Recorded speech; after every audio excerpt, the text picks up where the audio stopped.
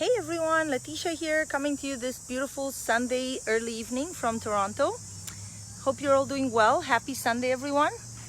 I was hoping to be in Hamilton today for the celebration of freedoms over there.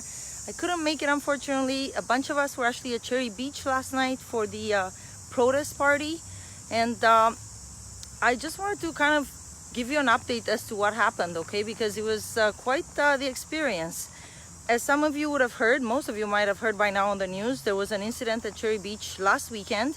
Now, the incident happened in the morning. It was after the party had already finished, long after the party had finished, where two unstable dudes with chainsaws showed up, and of course, they encountered some other people in their path, and everybody was of course, imagine you're going for a jog and you come across such a sight. In any case, the result was that they went and destroyed the equipment of our DJ, Omari Taylor. Our DJ has been with us from the very beginning, essentially providing the sound system, the music at our Queen's Park's peaceful protests, as well as the after party that's been taking place now for about 2 months at Cherry Beach every Saturday, starting at about 8-9 p.m. So I already made a post about Omari's equipment, and I'm doing a fundraiser to help us recover some of his loss, because about $4,000 worth of equipment was destroyed by these thugs. I really again can't help thinking that this was a targeted attack. The police has been there, has been a very present presence this whole time at every Saturday protest party at Cherry Beach, and mostly myself, I'm not always able to attend these parties because I'm usually with my little guy on Saturday evenings and I can't make it too late of a night. But yesterday he was at my parents', so I actually went. And usually Chris Kai and Vlad are there. Vladislav Sobolev, the founder of Hugs Over Masks, they are there dealing with the police and basically keeping the police at bay, because essentially standing our ground, because we have every right to be on public property, and these bylaws do not override our human rights and our constitutional freedoms. And so apparently the city has passed some bylaw that you can't be on a public beach after 7 p.m., which is BS, okay? So they know these bylaws are unconstitutional, and they stand no chance. So in any case, I'm just gonna kind of share with you what happened when we were there. So I got there around 9:45 p.m. and by then there was a lot of police presence essentially surrounding the party, lots of bylaw officers, but they were keeping their distance, and for the most part, like pretty much the entire time, they kept their distance. That being said, at around 11 p.m. 11:30 p.m. they started, then the music were playing, people were dancing, doing their thing. If the bylaw officers saw anybody with a bottle of beer or something, they would just like dump the beer on the sand, which whatever, it's so ridiculous that this is even happening, but okay, whatever. But about 11:30 there was a conversation between our DJ and the police, and they were trying to negotiate with us at what time we should be leaving. Initially, the party, we said we're gonna be there all night. Now myself, again, I had no intention of staying up too late. I was there to show my support, especially because I knew that Chris and Vlad were not there, and knowing what had happened with our DJ the week before, I wanted to be there to show my support, and again, many of us from Queen's Park were there again, because we're a community and we stand up for each other. So so essentially the police is trying to negotiate with us as to what time we should be leaving there, and essentially they said, and Omari, I guess, for not knowing better initially, and his DJ friend initially said that, okay, we're gonna end it at 1 a.m. But then we're like, wait a minute, like this is, what kind of precedent is this setting? And again, they were gonna make it so that, oh, it's only this week that we're gonna end it at 1 a.m. After that, you got, next week, you guys, it's just this week. It's just a mask. It's just a contact tracing app. It's just this one time. We all know what that means, okay? It would have set a bad precedent, because if they could do this to us one time, and ask yourself, what kind of laws are we dealing with if and this is, you know, a member of our community pointed that out to me. What kind of laws are we dealing with if they're so negotiable? Okay, but essentially the police was there, again, a very intimidating and unpleasant presence. They had glaring white lights shining on our party from a car, from a police bicycle, but like very bright white lights, very unpleasant, unfortunately. And of course that took away from the atmosphere of what would have been a nice summer party on the beach. And again, this party has been recognized by the city previously in Chris's conversations with other police officers that this is an extension of our protest. We are protesting this bullshit bylaw, lockdown measures, okay, that contravene our human rights. So anyway, in the end, yeah, the police, they said, oh yeah, well, if we, they already gave our DJ a ticket, and which was like a bullshit ticket saying that our sound was too loud, when in fact the sound was fine because we're using an electric generator. It's basically on par with, I guess, the existing bylaws when it comes to making noise. And again, this is on Cherry Beach. This is very far from any kind of populated area, so there's like, this is complete BS. But anyway, yeah, just gonna tell you guys like the extent of the enforcement and the intimidation that our police and bylaw officers were trying to do to us. You know, they had surrounded our group. They had 2 police boats on the water, police boats, car, bicycle, and I couldn't believe my eyes. They had a freaking drone monitoring the party, okay? Like, there was just like a stationary object in the sky, literally glowing down on us, filming us.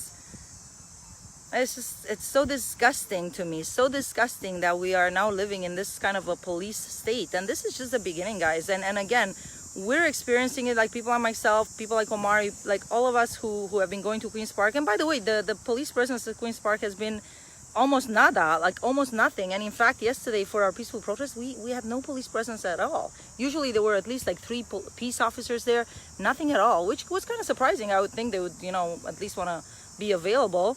But they know us. We've been coming there without incident since, you know, early April. So there's just like, or like mid-April. In any case, so we said we're not leaving. So, you know, Omari called Chris, who I guess knows the law, and I'm also very grateful that there was another patriot there by the name of Justin Long. He's been the organizer, one of the main organizers for Hamilton, and this gentleman, he knows the law, and he said to us, he said to everybody, he picked up the mic and said, this is a protest. They have no right to ticket us. They have no right to arrest us. They were literally threatening people with not only bylaw tickets, but they were threatening to arrest us. And he said, this is grounds for a class action lawsuit. If they dare to do anything like this, this will be a massive class action lawsuit. And he said, come to me and I'll help you file it, you know. So that was amazing. I'm so grateful that there are people who, you know, like Chris Kai also, you know, often says, know your rights, protect your rights, or they will take your rights. And my concern is that so many of us, having had the privilege of living in a generally peaceful country this whole time, we have had no reason to pretty much interact with the police. Only criminals would generally like have reason, or, you know, you've committed a crime, that's when you would normally interact with police. So most of us really have no clue. So among what Justin said, it was that they actually have no right to ask you for identification unless you've committed a crime, and for there to have been a crime, there has to have been a victim. So now, if a bylaw officer wants to issue you a ticket, they do have the right to ask you for ID, but you don't. They have the right to ask you for your name. And again, I'm not a lawyer. I'm just relaying what Justin said. But based on what Justin said, they left us the fuck alone. Okay? They eventually, all the bylaw people left. Sometime past 1 a.m. So we stayed past, like, you know, I wasn't even planning on being there that long, but most of us, when we saw what was happening, that they were threatening us to ticket us and with the rest, I was like, no, we're gonna stand our ground. Fuck this, you know. And when Justin said they have no right to do this, stand your ground, we stood our ground. And again, sometime after maybe around 1:30, all the bylaw people left. Okay, there were still a bunch of police presence left, and I'm very thankful also that David Menzies of Rebel News, together with his cameraman, were there. We had private security that was hired, again, I believe by Chris Sky. I don't know, one of the members of our entourage. I don't know exactly who hired them, but they were there. We had private security, so we were doing all the right things. Okay, this was a peaceful protest party. and again, we have to call it a protest. It is an extension of our protest, because in this day and age, who on earth would have thought that having a party and being able to enjoy basic human freedoms, again, and we have a right to peaceful assembly. This is a charter freedom. Who would have known that that has become such a revolutionary act? But again, as the book 1984 says, I'm pretty sure that's where the quote is from, in times of great deceit, telling the truth is a revolutionary act. So even telling the truth is a revolutionary act, and trying to gather with your fellow human beings has now become a revolutionary act. It's just unbelievable to me what's happening. But anyway, I just want to let you know, we stood our ground. Everything ended with no incident. I understand that around 4 a.m. people were there till 6 a.m. And I understand that about 4 a.m. all the remaining police officers left.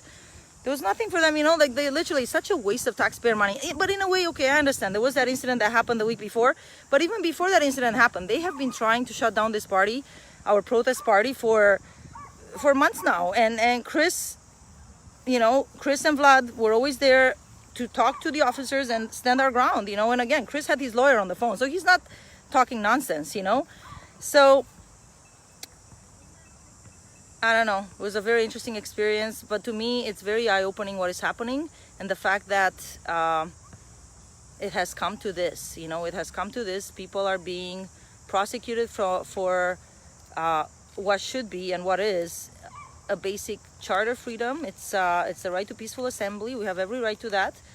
Protests are allowed because, you know, you really, with the amount of the BLM protests that took place, they can't criminalize one group while approving publicly of another, you know what I mean? So the hypocrisy is already so ridiculous.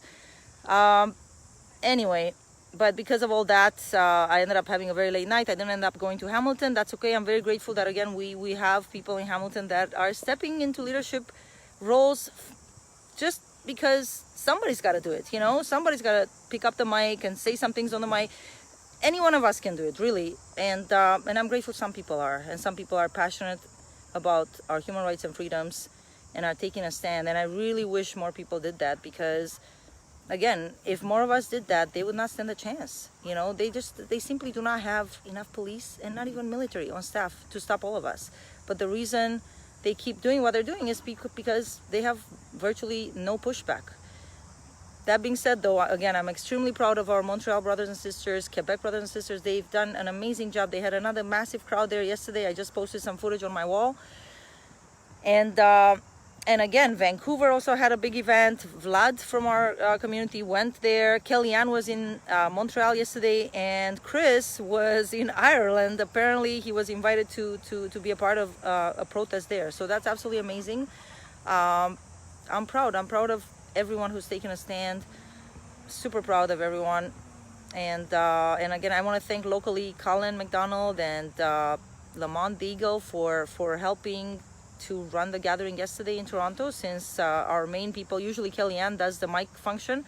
She wasn't in town. None of the other two guys were in town. So anyway, it's up to us. It's all of us can do what we can. So yeah, and thanks to all of you out there for doing what you can to not comply with the lies, and do not let yourself be intimidated. You know, just stand your ground.